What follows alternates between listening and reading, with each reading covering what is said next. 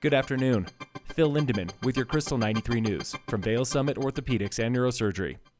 A Saturday snowstorm and your typical off-season slump put a damper on I-70 this weekend. Roughly 88,000 cars traveled the mountain corridor through Summit Friday through Sunday. That's down 7% from last weekend. Saturday was the slowest day on the corridor, hampered by those snowy, blustery conditions at the tunnels. This Wednesday is opening day of ski season at Breckenridge. That is 2 days earlier than expected, thanks to 14 inches of weekend snow. Breck opens with 54 acres on Peak 8, served by the Colorado chair, 5-chair, and a carpet lift. First chair is 8:30 a.m. The gondola starts spinning at 8. This does not change Wake Up Breck. The annual free coffee day is still scheduled for Thursday morning, starting 7 a.m. with commemorative mugs at your favorite local coffee shop.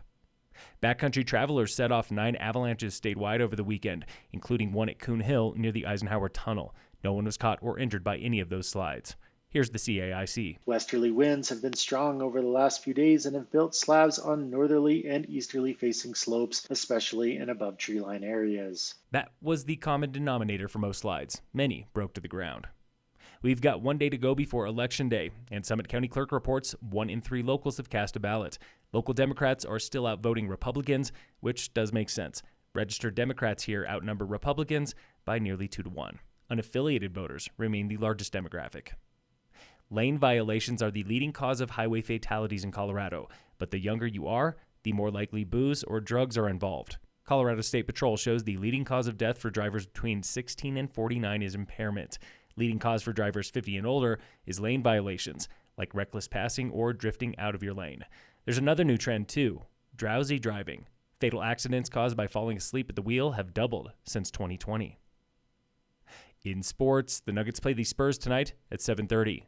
And in local sports, brought to you by Red Mountain Autos at their new location on Airport Road, history is in the making at Summit High School this season.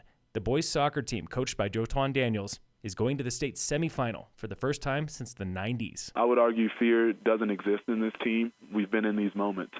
Western Slope feels like playoff games day in and day out. Coach Daniels says making this season happen is taking a village, like the parents who shoveled snow off the field Saturday before the Tigers beat Northridge, and the youth players watching an elite program in the making. I tell the boys all the time, man, how cool is it to live your dreams, right? It's one thing to dream it, but it's another thing to put in the work to make it a reality. And what we have been doing this season is nothing short than turning our dreams into our reality. This concept of culture is most obvious in Summit Rugby, where the girls talk about joining a family, not a team. First-year head volleyball coach Cynthia Durlew is cultivating that same kind of culture. I'm excited because I've been trying to build a volleyball culture in Summit County, along with many other people that I know that have also been building this culture with me. Culture for the volleyball team might start with consistency.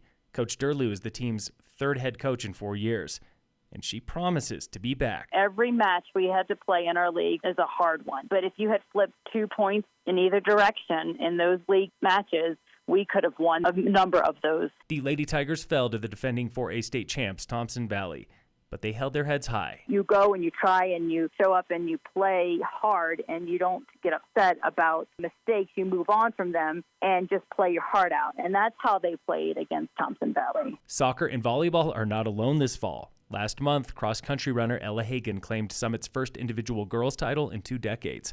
Last weekend, Summit Girls Rugby won another state title, its 15th in 15 years. Up next for the Tigers, soccer plays Northfield this Saturday in Greeley. Phil Lindemann with your Krystal 93 News from Vail Summit Orthopedics and Neurosurgery.